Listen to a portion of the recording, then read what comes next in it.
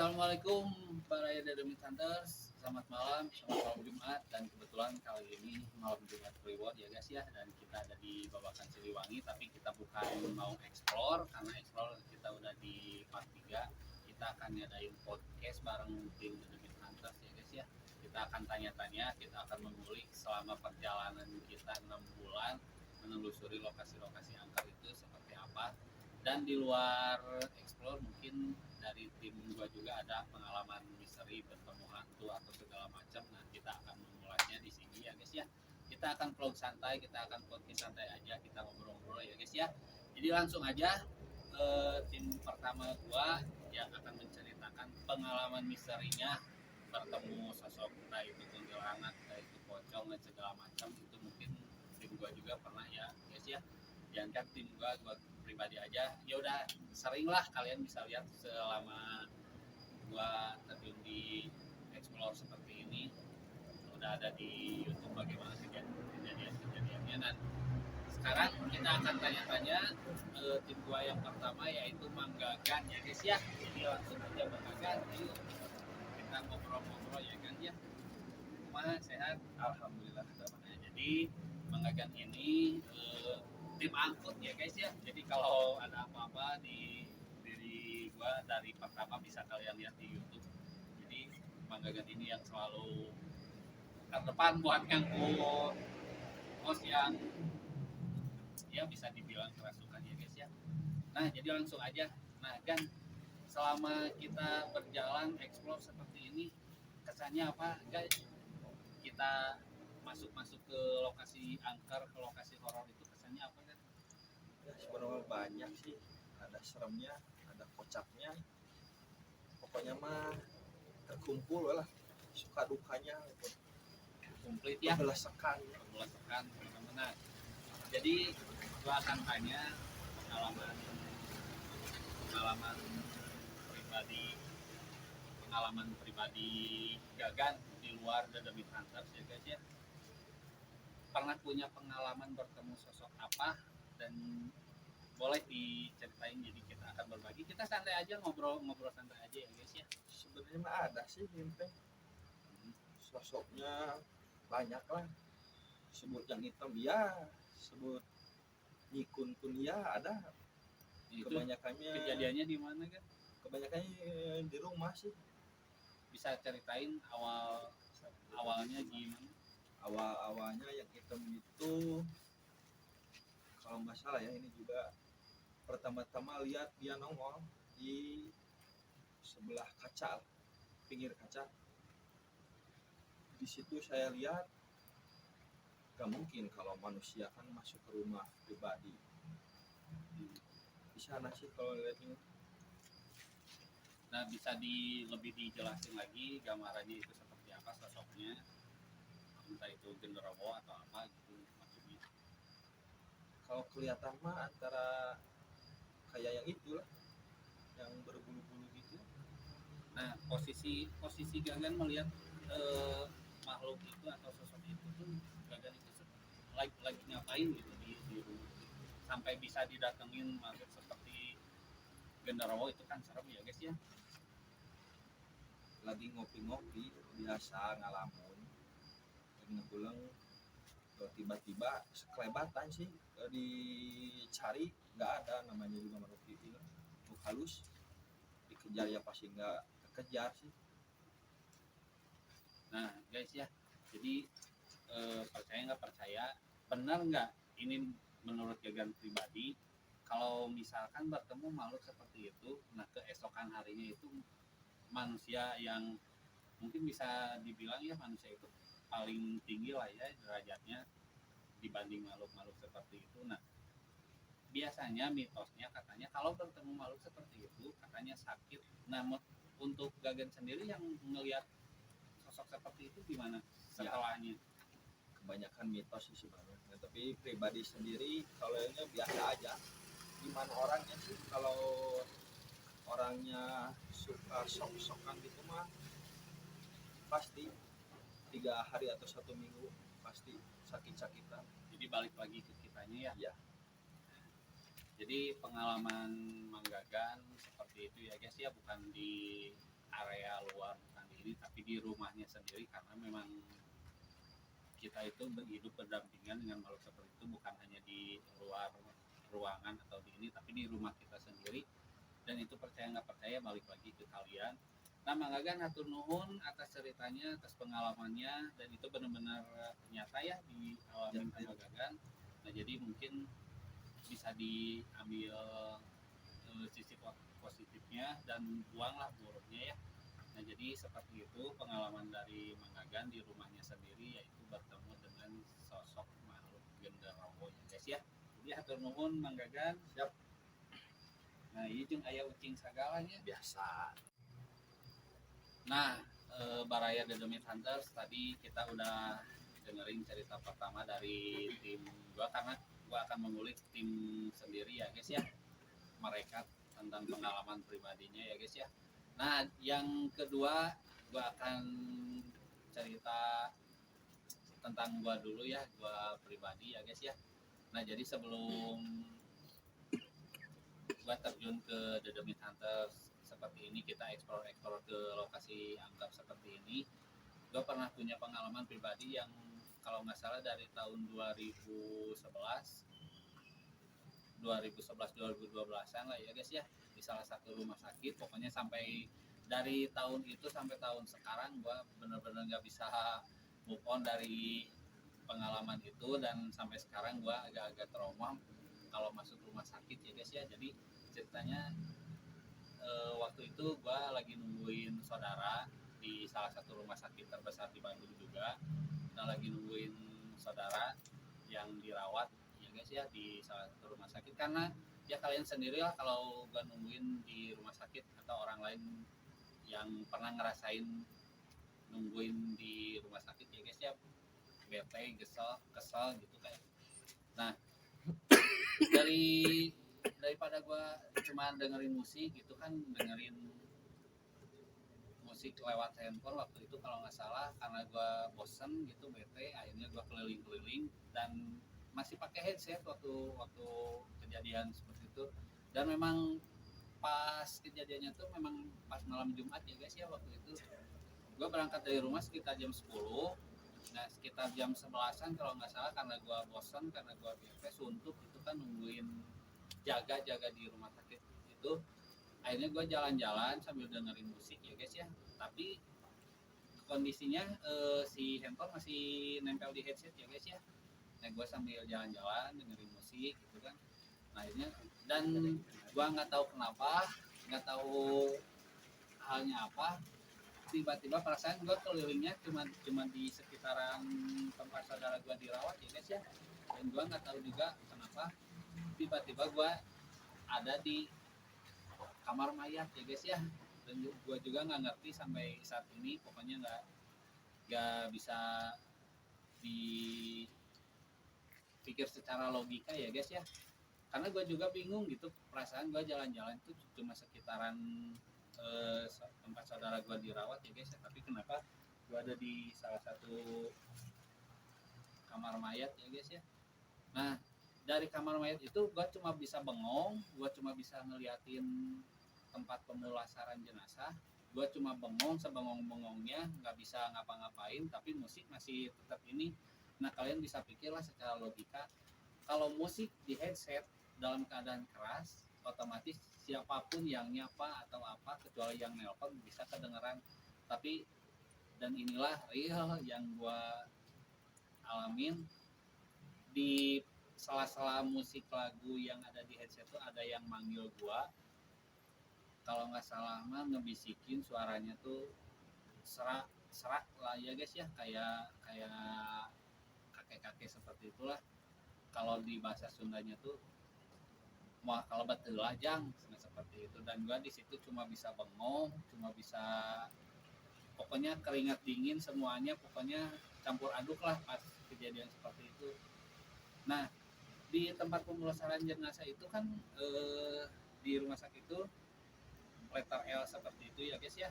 Nah, headset masih nempel tuh, masih kedengaran suara belangkar yang buat dorong orang sakit itu jelas banget kedengaran di headset, padahal musik dalam keadaan keras. Kalau memang ada belangkar lewat, otomatis kan ada di depan atau di samping karena itu letter T kalau nggak salah, bukan letter L, maaf.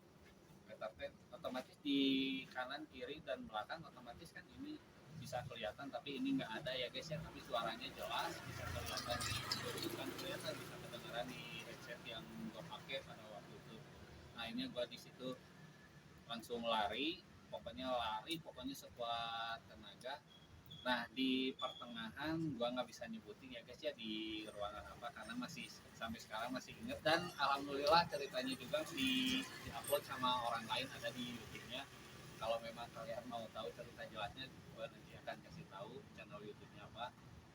Nah gua ketemu suster dari kejauhan itu, otomatis harusnya suster itu kalau pakai sandal high heel seperti itu kan tok tak lah ya guys ya kalau istilahnya mah. Tapi ini nggak ada, tapi suster itu jalan ke arah gua. Nah si suaranya itu tapi nggak ada. Gua inget susternya pakai baju hijau, bukan seragam operasi sih, tapi seragam hijau. Kalau nggak salah mah rumah sakit itu tuh seragamnya nggak ada yang hijau kecuali seragam untuk operasi, tapi warna putih, dan si suster itu mah pakai warna hijau sambil bawa buku gini. Nah akhirnya gua bukan berseberangan sih, apa namanya, berpapasan dengan suster itu, cuma nunduk aja. Dan gua benar-benar takutnya apa, harusnya kalau memang berpapasan di belakang gua masih ada, tapi pas gua ngeliat itu nggak ada dan cuma bau bangke. Dan di situ gua langsung lari, pokoknya lari ke rumah. Akhirnya gua nggak jadi, pokoknya mah nggak jadi nungguin saudara, ngejaga saudara yang dirawat itu. Gua akhirnya lari kalau nggak salah jam 1 atau jam 2-an gua lari pulang ke rumah. Dan besoknya gua sakit ya guys ya, sampai seminggu. Dan itulah pengalaman pribadi gua di salah satu rumah sakit terbesar di Bandung. Dan sampai sekarang pokoknya kalau ada teman, kalau ada saudara yang nyuruh buat jaga di rumah sakit, gua harus pikir-pikir dulu bolak-balik, karena gua nggak mau, gua masih trauma pokoknya. Dan sejak gua ngediriin The Demit Hunters juga, kalau untuk nanti kalau misalkan kita ke depannya, karena kita ada jadwal juga di rumah sakit di Cirebon ya guys ya, mudah-mudahan kita bisa sampai ke sana. Dan gua udah bilang ke tim gua nggak mau pokoknya jadi host di rumah sakit. Sampai sekarang pengalaman seperti itu tuh benar-benar buat apa ya, trauma nggak bisa hilang dalam setahun 2 tahun, pokoknya sampai sekarang gua masih ingat kejadian itu. Apalagi kalau mau masuk rumah sakit tersebut, gua sampai sekarang juga kalau untuk malam Jumat ya guys ya nggak mau. Nah jadi itu pengalaman pribadi gua, dan percaya nggak atau enggaknya itu balik lagi ke kalian. Dan itu benar-benar gua alamin sampai sekarang, masih ingat kejadiannya. Dan mudah-mudahan itu juga buat dijadiin pelajaran buat kalian ya guys ya. Jadi sekian dulu cerita gua pribadi yang alamin. Kalau untuk di explore sih udah nggak usah dibilangin ya guys ya, kalian bisa tonton aja di YouTube kita. Gua selalu yang kena, dan itu benar-benar real. Gua pokoknya nggak tahu kalau kejadian itu, ya kalian bisa simpulkan lah sendiri ya guys ya. Nah jadi seperti itu cerita gua, pengalaman pribadi gua di salah satu rumah sakit terbesar di Bandung. Dan hatur nuhun. Assalamualaikum baraya The Demit Hunters. Nah jadi seperti itu ya guys ya pengalaman pribadi gua. Nah untuk pengalaman selanjutnya kita akan balik lagi ke tim gua ya guys ya, dan kita akan tanya-tanya sehoror apa, semisteri apa pengalamannya di luar The Demit Hunters ya guys ya, di luar explore. Dan kita akan tanya-tanya. Dan tim gua selanjutnya itu adalah Mang Ian. Ayo Mang Ian, kita ngobrol-ngobrol Mang Ian. Yuk. Wah, sehat Mang Ian. Alhamdulillah sehat. Nah jadi ini Mang Ian, dan gua baru ngebentuk ya guys ya di tim The Demit Hunters ini 3R ya, karena Ya, namanya Rian semua, jadi gua bentuk 3R ya guys ya. Nah jadi gua akan tanya, sebelum explore mungkin kan pastilah setiap manusia punya lah ya pengalaman misteri bertemu hantu-hantu semacam itu. Nah bisa nggak Mang Ian ceritain pernah ada pengalaman apa gitu sebelum masuk di The Demi Santos Official, pengalaman horor apa? Kejadian sih pas mau explore di daerah sekitaran Soreang lah, selama ya sekitaran Soreang. Itu ada di YouTube ya guys ya, kalian bisa lihat. Gua nggak bisa nyebutin, ada di YouTube. Ya. Nah pas kejadian mau explore kan tim udah siap-siap, udah siap-siap. Host udah masuk, tinggal kru yang di dalam lagi nungguin yang dengerin host gitu ya.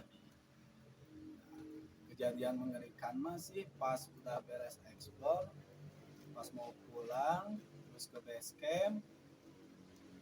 camp kan udah pulang nih masing-masing kan. Saya sendiri pulang ke rumah. Nah, kejadiannya teh pas di rumah teh udah belum ngantuk lah, udah masih di kamar, masih dengerin musik atau apa gitu kan. Dengar pas jam berapa ya, jam sekitaran jam 2 lebih lah, nggak salah. Kejadiannya sih pas lagi tiduran dengerin, pas ada ketuk pintu, pas diliatin keluar nggak ada apa itu. Kayaknya mah yang tadi malam tadi ikut merenya ke rumah. Nah kejadiannya jam berapa itu mungkin bawa sampai tamu meureun Atau jam 2 malam masih saya tamu kan. Kejadian jam 2 lebih lah nggak salah mah. Tuh terus keras itu teh. Adik-adik saya teh kan lagi tidur di ruang tamu teh. Nah, pas kejadian teh nggak dengar ini masa ketuk pintu sekeras itu nggak kedengar gitu kan, dan kedengar sama Ian aja gitu. Pas dilihat di luar nggak ada orang, jalan sepi, nggak ada yang lewat. Ke kamar lagi, udah masuk ke kamar, ketuk-ketuk lagi si pintunya teh. Nah, tapi Mang Ian sempat nyoba nggak buat buka pintu? Awalnya sih ragu, takutnya apa gitu kan. Nah, kalau kejadian kayak gitu udah sering lah, ada trauma ada, cuman ya diberaniin lah gitu kan, diberaniin buat buka pintu. Pas hasilnya berani buka, hasilnya udah udah kesal, udah bolak balik keluar nggak ada orang atau apa. Pas mau masuk lagi ke kamar, itu kan dinding sebelah saya tuh ini kasur kan ini dinding. Di situ ketuk lagi tadi. Terus kejadian kalau benerin pasti yang waktu ekspor di Soreang pasti ikut ke sini. Penasaran keluar saya. Keluar dilihat-lihat siapa pakai baju putih, si rambut panjang, tanya teh apa nggak disebutin ya, udah gitulah. Pokoknya langsung blank aja gitu. Langsung Tapi sempat blank. pingsan nggak pas Nggak. melihat sosok? Berarti itu kuntilanak ya guys ya. Kita nggak super pingsan atau apa, cuman kaget, badan nggak bisa gerak, tangan apalagi kan. Pas dilihat-lihat ngeliatin terus muka saya kaget, mau gorowoknya, bahasa Sunda mah ngogorowok Boncek gitu Sunda ya. namanya guys ya, ngagorowok. Gorowok asa nggak bisa, asa kaku si mulut teh mau ngomong teh. Udah berani dipaksain gitu ya, dipaksain buat gerak. Pas udah ini terus paksain langsung ke kamar. Ke kamar pergi. Dan akhirnya setelah melihat sosok kuntilanak itu, apa yang Mang Ian rasain itu, entah sakit atau apa gitu? Pas kejadian lihat itu teh nggak ngerasain lah, cuman ya ada rasa kaget. Kalau misalkan mau berangkat ekspor, khawatir atau kaget mah ada lah, ngerasain gitu sih.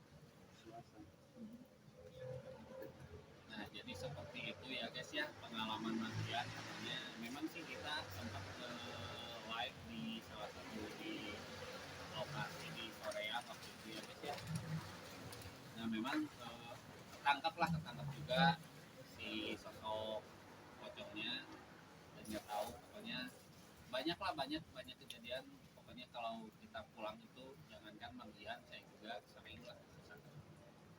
Nah jadi seperti itu Magian, dan ternyata Magian didatangi sosok kuntilanak ya guys ya, dan itu pengalaman Magian katanya didatangi sosok tersebut ke rumahnya pulang dari sorean ya guys ya. Nah jadi hatur nuhun Magian atas berbagi ceritanya malam ini, mudah-mudahan sukses ya. Nah jadi seperti itu ya guys ya pengalaman Magian selama di sorean katanya, dan itu benar-benar real.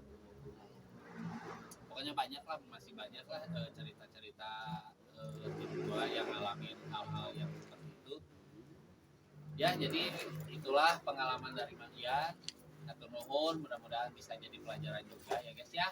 Assalamualaikum. Nah para Demi Hunters, jadi eh, itu tadi kisah-kisah dari tim yang baru berapa orang tadi itu cerita dari mereka ya guys ya, yang ada didatengin ke rumah. Kalau untuk di lokasi mah jangan tanya lah, banyak lah. Jadi itu pengalamannya mereka selama mungkin bisa dikatakan di dalam explore atau di luar explore juga mereka benar-benar ngalamin gitu. Nah untuk tim gua selanjutnya itu langsung aja gua akan panggil, yaitu Mang Ade. Sini Mang Ade, sehat deh? Alhamdulillah sehat. Nah ini dia Mang Ade, masih tim dari The Demi Hunters ya guys ya. Nah gua akan tanya-tanya tentang pengalaman horor atau pengalaman misteri yang pernah Mang Ade alamin di selama hidup Mang Ade, yang benar-benar nggak bisa dilupain lah, ceritain ke teman-teman. Jadi kita akan berbagi kisah horor malam ini. Ya paling buat pertama sih waktu itu deh saya lagi main ML sama sesudah di rumahnya. Nah sesudah main ML ada lapar lah sama pengen ngerokok, nah haus lah, daripada diam terus mending cari jajan lah keluar. Dan saya ngajak saudara saya tapi nggak mau, jadi saya pergi sendiri ke depan lah sekitar 2 menit lah sampai ke depan, karena di sana ada tempat nongkrong yang 24 jam, bukan 24 jam, hampir 24 jam lah Pak. Seperti warung kopi seperti itu ya nanti. Iya seperti warung kopi ya. Waktu itu teh sekitar jam setengah 12 atau jam 12 lebih lah. Terus sudah saya pergi cari makanan atau pesan mie atau pesan rokok ya dulu lah, nanti bapak nanti dulu lah daripada langsung pergi nggak ngapa-ngapain, ini ngobrol lah. Dan di sana juga ada teman. Nah sesudah itu saya pulang langsung ke arah rumah teman saya atau saudara saya. Nah sebelum nyampe ke rumah, di sebelah kanan saya itu ada tempat olahraga atau outdoor lah yang disebutnya kalau dua sekarang. Nah itu tuh udah lama kosong, tapi sekarang ada niatan buat dijadiin kontrakan, tapi yang dalamnya belum jadi. Oh Terus yang luarnya juga kan udah berantakan lah, ada banyak barang, ada batu-batu, segala sampah kayak gitulah. Nah sesudah sampai di sana ada yang niup lah kayak alat susuling kayak gitu atau trompet kayak gitu. Otomatis saya nengok lah ke arah kanan, tapi pas nengok nggak ada siapa-siapa. Nah di sana otomatis saya lari lah, lari sampai rumah. Nah bisa lari sampai udah segitu deh, lari sekitar 2 menitan lah, nggak sampai nggak jauh-jauh amat. Nah sesudah itu saya buru-buru telepon lah saudara saya, cepat-cepat buka pintu. Karena kan rasa takut lagi sendiri, udah tengah malam sendiri pulang ada kejadian kayak gitu. Nah udah itu dibukalah sama teman saya atau saudara saya. Nah dari sana cerita dulu lah, ada yang inilah, ada yang jahil atau ada apa. Udah cerita itu udah santai lagi, cuma itu aja sih pengalaman saya mah. jadi kesimpulannya mungkin lokasi itu emang di daerah tersebut udah emang terkena guys ya. Iya. Seperti itu ya. Jadi ya adalah di suatu daerah yang lokasi-lokasi seperti itu. Nah jadi seperti itu Balai Dedemit Hunters pengalaman dari Bang Ade, dan ya kebayang ya pulang jam 12 atau jam 1-an gitu, pulang sendiri terus ada yang niup atau apa, ya mending lah gitu ya nggak ditampakin. Kan sebagai manusia biasa mah rasa takut pasti ada ya, jangankan ditampakin gitu, oleh suara-suaranya pun kita udah berdeg-degan ya guys ya.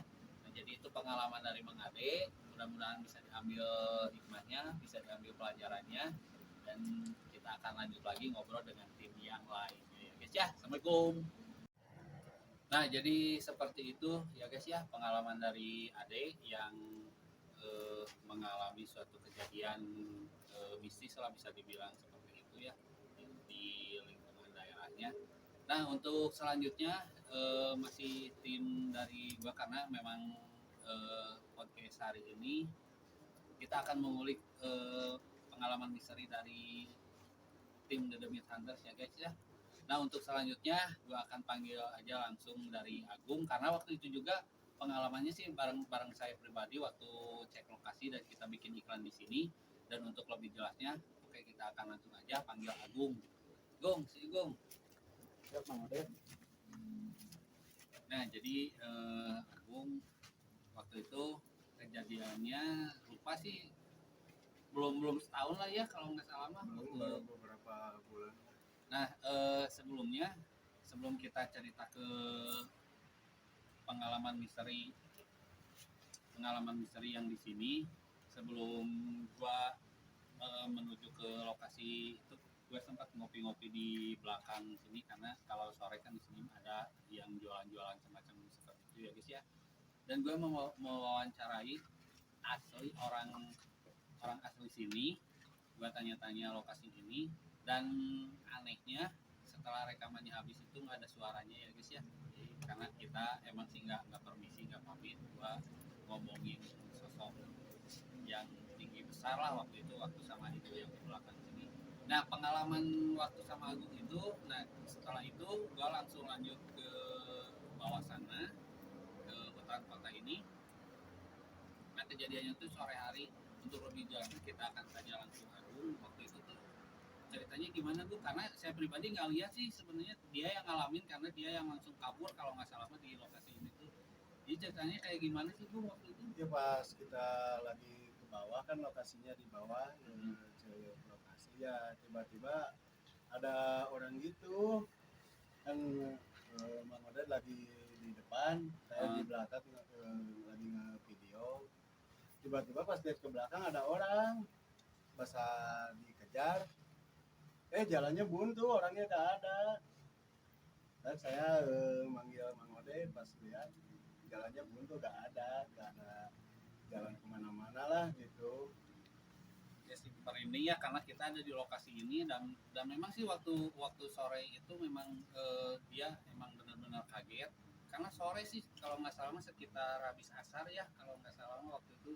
Jam Katanya 4-an. ada orang pas memang kita kejar itu, ada pohon besar kalau nggak salah di bawah itu tuh kita kejar, ternyata nggak ada jalan ya guys ya, dan dia langsung lari, pokoknya lari langsung minta pulang. Ini juga langsung merinding lah. Akhirnya kita lihat rekaman yang waktu wawancara ibu ini itu ternyata nggak ada suaranya ya guys ya, dan katanya kata si ibu itu memang di lokasi ini nyeritain sosok-sosok yang di sini itu katanya nggak suka kalau untuk direkam ya guys ya. Nah mungkin ada pengalaman lagi Mang Agung selain di sini waktu itu? Paling yang di pusat kota lah, yang nggak bisa dibilangin. Ya lagi duduk gitu kan, lagi mantau Mang Ade explore sendirian kan, lagi ngerokok diam ya sama kakak lah. Tiba-tiba ada yang ngebaledog sama Batu Ageng, lagi ngerokok enak-enak, jual di timu lah istilah nama gitu. Ya, karena gue nggak tahu sih, karena iya yang di live di restoran kalau nggak salah mah, emang sih gue pas live di situ itu emang gue maju sendiri, dan gue nggak tahu itu kejadiannya. Pokoknya ini langsung ceritanya dari Agung, langsung dia yang ngalamin, dia yang nyeritain. Di sini nggak ada rekayasa, dan itu pengalaman misterinya Agung. Agung. Nah mungkin sekian pengalaman dari Agung ya Gung ya. Ya, Atur nuhun atas berbagi Siap, pengalamannya. Nah untuk selanjutnya ya guys ya, mungkin itu pengalaman dari Agung, pengalaman misterinya, dan bisa diambil pelajarannya. Jadi pelajarannya kalau menurut gua, meskipun kita berada di suatu lokasi, kita berada di entah itu yang angker atau yang biasa-biasa, memang kita harus jaga adab dan istiadatnya ya guys ya. Kita harus mengucapkan salam, jangan sampai kejadiannya seperti gue yang waktu wawancara itu yang di belakang sini itu benar-benar real, itu rekamannya udah dihapus karena nggak ada suaranya juga, percuma, padahal kita udah benar-benar menggali gitu kan. Nah jadi sekian pengalaman dari Agung, dan kita akan next ya guys ya ke tim yang berikutnya. Langsung aja kita akan memanggil timnya, dan untuk itu atur nuhun untuk Mang Agung atas berbagi pengalamannya. See you next. Assalamualaikum.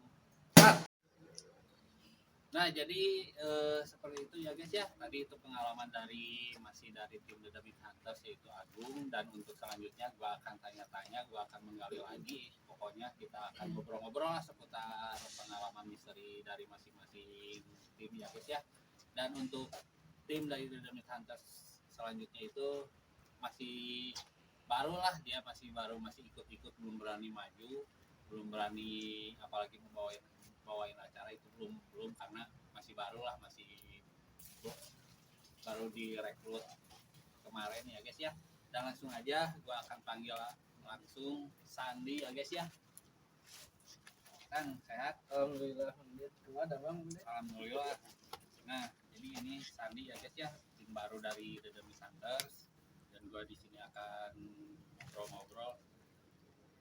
Sebelum gua nanya pengalaman pribadi, mungkin ya pastilah Sandi punya lah pengalaman pribadi yang horor-horor, yang bisnis-bisnis seperti itu. Nah sebelum gua ngobrol-ngobrol soal itu, apa sih Sang kesannya selama gabung di The Beat Hunters dan ngelihat langsung ternyata bikin konten horor itu nggak semudah kita buka YouTube ya guys ya.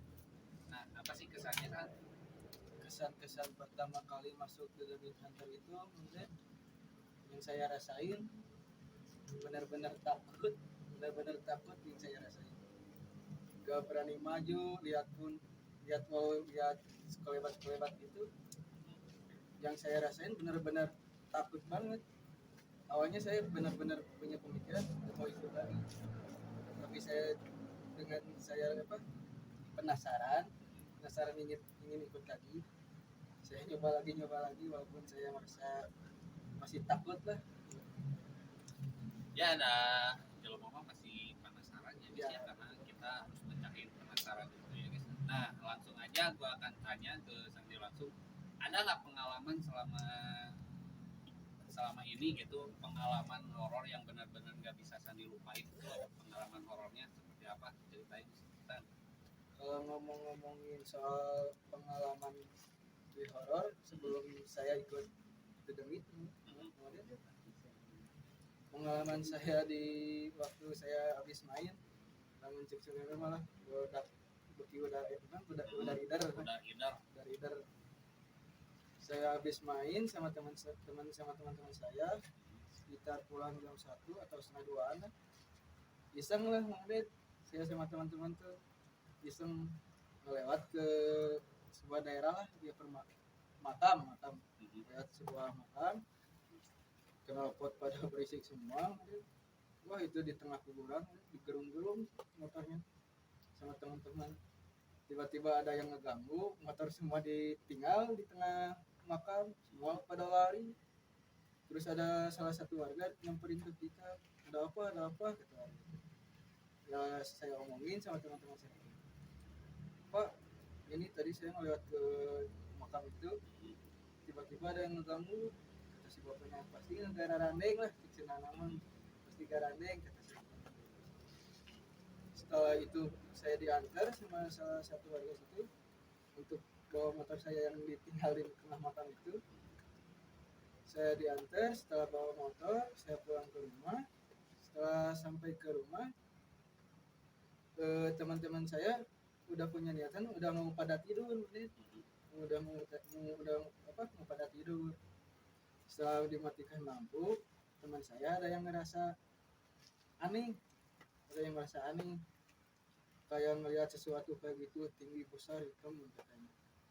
Saya kan orangnya biasa gitu, nggak tahu apa-apa yang biasa. Setelah teman saya terus bilang seperti itu, dinyalakan lagi lampu kamar.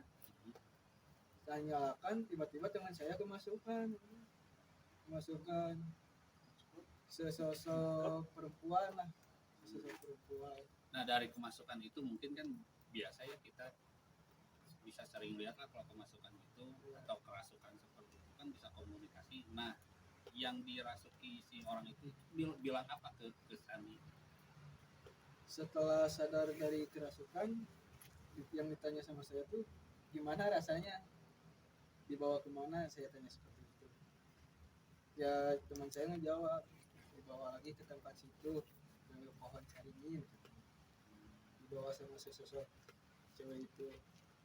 Nah setelah itu semuanya udah merasa baik-baik aja, tapi saya merasa melihat teman saya mukanya kok beda gitu, kayak cewek, mukanya kayak cewek. Saya nggak sempat belum ngomong sama teman-teman yang lain karena takut saya yang sugesti saya gitu. Setelah beberapa menit ternyata yang lain ngeh juga ngelihat teman saya yang mukanya sosoknya kayak wanita. Ternyata benar mengenai bukan cuma saya yang ngerasa mukanya beda tuh, ternyata semua juga ngerasa. Nah adalah salah satu teman saya lah, dia yang disebut orang bisa lah, Indigo mungkin ya yang bisa disebut itulah. Dia ngomong si ceweknya masih ngikutin, katanya suka sama teman saya, tapi saya nggak tahu kan, saya karena orangnya nggak tahu apa-apa lah soal dunia horor seperti itu. berarti hampir kurang lebih sama lah ya, kata orang-orang ya seperti itu yang punya kelebihan katanya itu mah sama seperti ke saya pribadi lah, katanya banyak yang suka lah ya, karena Sandi juga pernah nyaksiin gitu kan secara langsung yang waktu di pabrik ya Sandi ya. Iya. Gimana gitu kan, emang ya itulah kehidupan gitu. Kita emang hidup berdampingan memang dengan dunia gaib gitu kan, karena memang kita harus memang percaya dengan dunia gaib gitu, bahwa gaib itu ada ya guys ya. Nah jadi ada lagi nggak San pengalamannya yang nggak bisa dilupain oleh Sandi, apa memang itu yang memang benar-benar nggak bisa dilupain oleh Sandi? Kalau benar-benar yang nggak bisa dilupain itu soal waktu explore di salah satu tempat di Soreang mungkin. Oh, Nah di situ awalnya dari tim kita juga sih yang bilang ke saya seperti ini, San ninggal itu tuh naon lah, kita saya pergi naon lah itu tinggal di sana tuh di lubur bilang. Pas saya lihat ke atas ternyata benar makanya ya sesosok pocong yang saya lihat itu kemudian benar yang saya rasain, benar-benar wah ketakutannya benar sampai ke badan-badan merasa gemetaran kemudian. Ternyata ya, apalagi sebelum live di tanjakan itu di daerah itu emang udah ada sih kejadiannya itu, emang ke saya langsung pas Ya. Waktu buka sabuk pengaman nggak tahu apa, Pas pertama kali turun dari mobil nggak tahu apa tiba-tiba pokoknya ya kalian bisa lihat lah di YouTube kita ya guys ya. Ya Sandi ya pengalamannya udah berbagi dengan saya di sini, pengalaman pribadi di The Demit Hunters Official ya guys ya. Nah jadi itu dari pengalaman dari Sandi yang kalau menurut gue emang benar-benar apa ya, kalau menimpa ke saya pribadi itu benar-benar wah udah nggak bisa dilupain lah, apalagi itu di pemakaman ya guys ya. Ya kan namanya pemakaman lah ya. Udah pokoknya susah diceritain. Pokoknya terima kasih buat Sandi atas ceritanya, berbagi ceritanya, dan kita langsung aja ke tim yang berikutnya ya guys ya. Atur nuhun ya guys ya. Assalamualaikum. Nah jadi itu pengalaman dari tim dari The Demit Hunters ya guys ya. Nah mungkin untuk kita untuk terakhiran, untuk closingnya ya guys ya, kita akan ya berbagi kisah, entah itu kisah pengalaman, masih pengalaman pribadi atau edukasi. Dan ini kisah dari apa ya, edukasi mungkin akan memberikan edukasi dari tim gua yang baru direkrut ya guys ya, karena gua merekrut 2 orang yang baru dan ini yang terakhir. Mungkin kita akan berbagi pengalamannya, ceritanya kita akan tanya-tanya langsung soal kesannya selama gabung di The Meat Hunters itu seperti apa, karena memang konten kita nggak ada rekayasa, nggak ada settingan apapun, kita sedapatnya aja, kita real aja. Makanya banyak banget lah pokoknya yang komen katanya, kenapa jarang ada penampakan ya, karena kita emang seadanya seperti ini ya guys ya. Yang penting kita udah melakukan eksplorasi, kita udah datengin lokasi itu, jadi dapat nggak dapat yang penting adanya seperti itu, karena kita nggak ada settingan apapun pokoknya ya guys ya. Jadi langsung aja, oh ya jangan lupa juga tuh di subscribe juga YouTube kita yang akan menuju ke 600 subscriber ya guys ya. Didoain aja, besok atau lusa kita akan naikin pokoknya langsung ke 12.000 subscriber, pokoknya doain aja pokoknya mah. Karena kita udah kerjasama dengan salah satu bekas editor YouTuber juga, alhamdulillah dia menerima dengan The Meat Hunters. Kita akan kerjasama, nggak tahu pokoknya, yang jelas pokoknya dukung kita terus, support kita terus, yang akan melangkah ke 600 subscriber. Jadi untuk selanjutnya kita akan berbagi cerita, kita akan berbagi kisah dengan Mang Janu ya guys ya, yang baru di The Meat Hunters. Dan kita berbagi sehat ya. Nah jadi Janu ini baru gua rekrut ya guys ya di The Meat Hunters. Alhamdulillah, yang apa sih, awalnya kita memang cuma berempat, tapi alhamdulillah banyak yang minat itu sampai sekarang juga, entah itu yang DM, yang inbox, yang chat pribadi, banyak yang mau gabung. Tapi mohon maaf, bukannya saya pribadi sebagai pemilik YouTube ini, pemilik nama ini, bukannya saya sombong, bukannya apa, tapi gue lebih menghargai orang-orang yang berjalan dari menemani saya dari nol gitu kan, dan yang terakhir gua merekrut Janu. Nah untuk Janu sendiri, sebelum gua tanya-tanya lebih dalam, apa sih kesan-kesannya selama gabung di The Meat Hunters ya? Assalamualaikum warahmatullahi wabarakatuh. Terima kasih kepada dan buat bisa ngobrol sharing atau yang meluangkan waktu untuk saya. Jadi alhamdulillah untuk kesan dan pesannya, saya bergabung di The Meat Hunter. Awal-awal sih saya sibuk kerja, jadi udah tahu beliau sedang merantau atau sedang mempunyai eksplor yang seperti itulah. Nah saya tidak terlalu tidak terlalu minat karena kan saya kesibukan sendiri. Nah untuk kesannya, untuk sekarang alhamdulillah saya bergabung di tim The Meat Hunter ini karena yang Oden udah percaya ke saya, karena segala sesuatu juga ya gimana kitanya sih, karena Mang Oden itu susah buat ini apa, ngegabungin orang-orang di sekitarnya pengen gabung ke The Meat Hunter itu susah.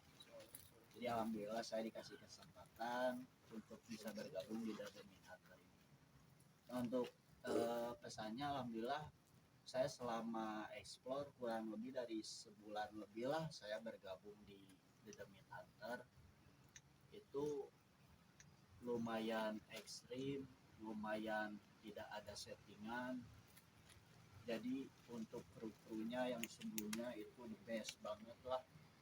Dari awal pertama beliau membangun channel YouTube ini, konten kreator ini, itu tidak semudah yang dibayangkan. Ternyata saya menerjuni atau saya masuk ke lapangan langsung, itu memang sangat wah pikiran terus capek mah atau naon malah segala rupana gitunya benar-benarnya campur aduk lah pikiran itu di benar-benar terkuras gitu karena jadi konten kreator itu tidak semudah apa yang kita pikirkan.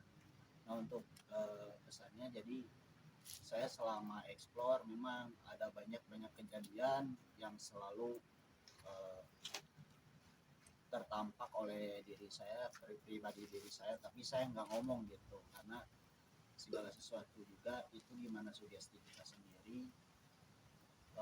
Jadi kita hidup berdampingan dengan makhluk gaib karena yang menciptakan kita juga lebih maha gaib. Jadi kita harus percaya bahwa makhluk gaib itu ada karena yang menciptakan kita itu lebih maha dari gaib gitu. Jadi kalau kita masuk ke sesuatu tempat itu jadi harus berpamitan atau kayak seperti apa jangan paribasa nama selonong boy gitunya ulah ieu model ulah siga boga ternak malah ada gitunya ada harus dipakai. Jadi kita harus kayak seperti manusia aja misalkan ke tempat yang kosong assalamualaikum kalau nggak ada yang ngejawab jawab diri kita sendiri aja. Jadi untuk apa lagi mau ada? Nah sebelum saya mau tanya-tanya lebih jauh, kenapa sih bisa kepikiran Janu pribadi bisa mau ikut ke The Myth Hunters itu apa gitu? Tujuannya itu seperti apa? Terus kenapa kok kan saya mau gabung lah itu tuh apa sih yang ada di dalam pikiran sama di hati Janu kenapa mau gitu bisa masuk ke The Myth Hunters itu apa? Karena baik jadi seperti ini mode sebelumnya kan saya di Bali sebelum The Myth Hunter ikut ya gimana ya suka kepikiran gitu kan karena kan di area lingkup The Myth Hunter itu kan satu daerah juga ya sama saya kan mengoret satu ini juga kan. Nah yang saya lihat yang saya pikirkan itu pengen gabung ke The Myth Hunter itu yang pertama rasa penasaran lah pastinya penasaran pengen langsung ikut ke lokasi apakah ini bener nggak gitu kan bener tuh gitu explore gitu ya. Yang keduanya saya cuman mantau aja sih kebanyakan kan Bang Odet yang menjadi hostnya jadi saya mah nggak terlalu di post lah karena apa ya di balik itu semua susah diungkapkan sama kata-kata kalau udah kita terjun ke lapangan mah kita dari awal cek lokasi kita dari keduanya memikirkan tempat itu harus kemana izinnya harus seperti apa itu tidak sangat mudah jadi konten kreator. Nah yang dalam hati saya naik ingin bergabung dengan The Myth Hunter bukan karena yang nanti akan jadinya seperti apa atau mudah-mudahan ya ini menjadi konten kreator horor yang terkenal. Amin. Tapi dalam benak saya itu meureun ieu kudu jalana kudu kieu gitunya harus seperti ini harus mengikuti apa yang Mang Odet ajak atau apa yang Mang Odet udah kerjakan. Jadi saya mengganti karena Mang Odet juga pernah cerita dengan keluh kesahnya seperti apa ya saya mensupport beliau gimana caranya jadi konten kreator itu yang benar-benar harus penuh kesabaran yang sangat tinggi karena di balik itu kita mempunyai tim yang sifatnya berbeda-beda gitu seperti itu. Jadi saya yang selalu support yang tim yang lain harus kemana insya Allah. Jadi segala sesuatunya alhamdulillah saya bisa bergabung di The Myth Hunter ini saya pertahankan gimana pun caranya saya kerja berbagi waktu alhamdulillahnya sekarang jadi kerja ekspor gitu jadi banyaklah tim yang kerja juga jadi harus bisa berbagi waktu dengan Jadi saya tidak memikirkan ya nanti model gimana ya fee-nya ini uangnya ini saya tidak, karena saya ingin mensupport anak-anak itu maju menjadi jauh lebih baik lagi gitu dari sebelumnya seperti itu. Karena yang di pikiran saya, di benak saya ada tantangan tersendiri dari diri saya, diri Mang Oden dan tim-tim yang lainnya. Kita harus bangkit membuktikan kepada semua orang kalau kita itu bisa seperti yang mereka omongkan. Yang lain aja bisa, kenapa kita enggak ya guys ya? Ini pokoknya doain aja pokoknya. Jadi, Nah, untuk selanjutnya ada nggak pengalaman ya seperti pengalaman misteri atau pengalaman-pengalaman yang tadi tim yang lain ceritain, mungkin atau ada ya sedikit apa gitu kan, cerita-cerita dari Janu pribadi mau mengedukasi atau apa gitu kan, boleh kita di sini sambil ya kita ngobrol santai aja gitu kan, ngobrol-ngobrol karena kita bosan lah untuk explore sekali-sekali gitu kan, kita nyantai kayak gini, ngobrol-ngobrol kayak gini, berbagi pengalaman. Dan ini bukan untuk yang pertama dan yang terakhir ya guys ya, mudah-mudahan kedepannya juga ada podcast seperti ini lagi di lain lokasi lagi. Pokoknya ya kita akan menapaki lah tangga satu persatu untuk menuju puncak ya guys ya. Jadi ya Mang Janu mau berbagi apa, mau nyeritain apa, boleh lah, bebas pokoknya. jadi ini mah pengalaman saya pribadi. Pengalaman saya selama saya pernah mengikuti dunia spiritual yang seperti ini gitu ya, tapi tidak langsung terjun ke lapangan. Mengikuti dunia spiritual itu karena tidak segampang yang kalian bayangkan gitu ya, bertemu sosok seperti ini gitu. Nah, jadi gimana nih caranya agar kita tidak selalu dihantui atau tidak selalu menampakkan ke diri kita. Yang pertama, dari keluar rumah kita menuju ke suatu lokasi, kita sebut asma-asma Allah, kita izin dulu kepada orang tua kita kalau yang masih ada. Yang keduanya itu sugesti kita dalam pikiran kita jangan terganggu oleh makhluk-makhluk yang seperti itu. Karena apa?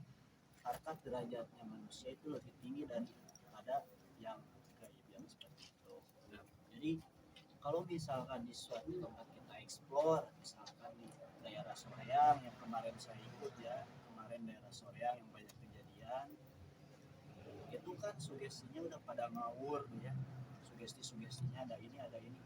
Nah, begitupun yang seperti itu, kalau misalkan kita membayangkan yang seperti itu, bentuknya seperti itu, terus karakternya seperti itu, maka yang ditunjukkan oleh beliau, oleh makhluk seperti itu bakalan seperti apa yang kalian pikirkan gitu. Jadi kalau misalkan ieu mah eta ringan, panona bolotot beureum. Nah, eta anu yang digambarkan, yang di pikiran kalian itu seperti selama saya ada di dunia spiritual. Tapi kalau misalkan hati kita ikhlas, hati kita menjalaninya dengan ikhlas, kita mah niat karena yang di atas, niat karena Allah, kita mencari pekerjaan seperti ini. Ya Allah mudahkanlah gitu kan, mudahkanlah, lancarkanlah gitu kan perjalanan kami di suatu tempat ini. Insya Allah lancar. Kalau misalkan ingin melihat atau ngebentukin, ya minta sama yang lebih maha gaib gitu, tolong tunjukin yang sebenar-benar gitu. Tapi makanya saya bangga juga di sini itu tidak ada settingan apapun. Jadi Saksi secara langsung lah ya. Iya, saya saksi secara pribadi gitu ya, demi Allah, demi Rasulullah ya. Tidak ada settingan apapun yang dibuat gitu, apa yang dimasukin atau itu mah ya YouTube yang lain lah gitu kan, mediator itu. Kalau yang di Dedemit Hunter ini itu real secara asli. Jadi kalian bisa tahu sendirilah untuk para netizen semuanya. Jadi berpikirlah melihat video itu harus sampai tamat, harus sampai habis. Jadi jangan di skip. Jadi nantinya salah paham gitu. Benar. Salah paham. Jadi Setuju. untuk kedepannya mah, jadi saya selalu mengingatkan kepada tim sebelum berangkat kita berdoa dulu. Kalau bisa mempunyai wudhu, ablas, gitu kan, wudhu. Jadi kita keadaan bersih kesannya. Jadi insya Allah nggak ada gangguan apapun. Kalau ingin ditunjukkan, ya nanti insya Allah bisa ditunjukkan secara real penampakan yang ingin dilihat gitu. Nah kalau untuk pengalaman pribadi saya, memang saya pernah mengalami pribadi sebelum saya bergabung di Dedemit Hunter. Ada di suatu daerah, memang real itu gaib itu ada. Jadi waktu di suatu daerah, saya di daerah Ya yang adalah mau ke pokoknya.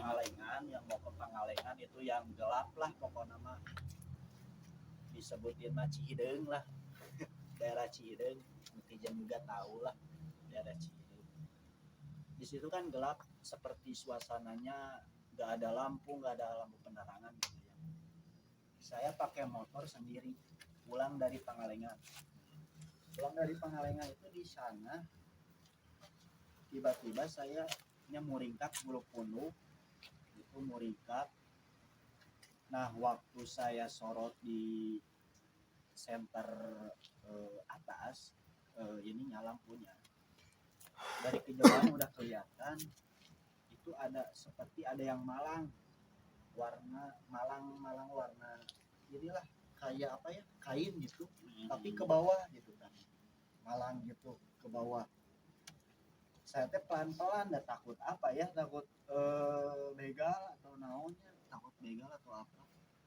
Waktu malang gitu saya ngedeketin pelan-pelan sambil baca istighfar ya di dalam hati saya, karena kan takut juga di daerah Pangalengan, masih jauh ke Bandung, udah ada kejadian seperti itu. Nah udah malang itu saya ngedeketin, ternyata itu sosok, pas dilihat dari sebelah kanan sosok perempuan tapi lidahnya panjang menjulur ke jalan gitu. Nah di situ saya langsung astagfirullahaladzim, sampai saya tancap gas, gak tahu itu lidahnya, gak tahu kegilas, gak tahu apa gitu ya, karena saya pun kurang inilah, masih ini udah lama untuk pengalaman saya sebelum menjalani ya itulah spiritual yang kayak gitu, dan spiritual juga menggunakan asma-asma Allah gitu kan, nggak terlalu berlebihan lah kayak yang seperti yang lain gitu. Itu model ceritanya. Jadi, Dan itu real ya. real Itu itu real. benar-benar. Cuma ini merinding ya guys ya, dengar pokoknya dengar makhluk-makhluk seperti itu tuh benar-benar. Dan di sini pun sosok udah pada nungguin sebenarnya. Di sini pun udah ada yang nungguin sebenarnya, udah pada ngeliatin, karena kan ini babakan ini udah seperti sejarah lah ya, sejarah yang kita kuak. Dan di sini pun kita berpamitan mohon izin dulu sebelum masuk ke sini. Jadi untuk cerita selanjutnya silakan bisa. Ya jadi seperti itu pengalaman, pokoknya dari kesan, dari pesan, dari pengalamannya pribadi Janul sendiri itu yang dialaminya. Dan memang di sini juga saya dari tadi tuh benar-benar makin kesini makin saya terparah rubuh guys ya. Nah jadi terima kasih buat Donon Jadi, pisan Ode ya. atas Guys, makasih pengalamannya. Nah jadi seperti itu ya guys ya, cerita dari masing-masing tim The Demit Hunters ya guys ya, karena apa ya, kita berbagi pengalaman aja, kita berbagi cerita aja. Dan hatur nuhun buat yang udah nonton, jangan lupa di subscribe, di like, di share, dan di komen juga ya guys ya, dukung kita terus karena kita akan melangkah ke 600 subscriber. Dan tunggu ekspor kita di lokasi berikutnya. Pokoknya sekian dulu. podcast malam hari ini di podcast pengalaman pribadi The Demit Hunters Official. Sampai jumpa di lain waktu. Atur nuhun. Jangan lupa di subscribe, like, share, and comment. Assalamualaikum.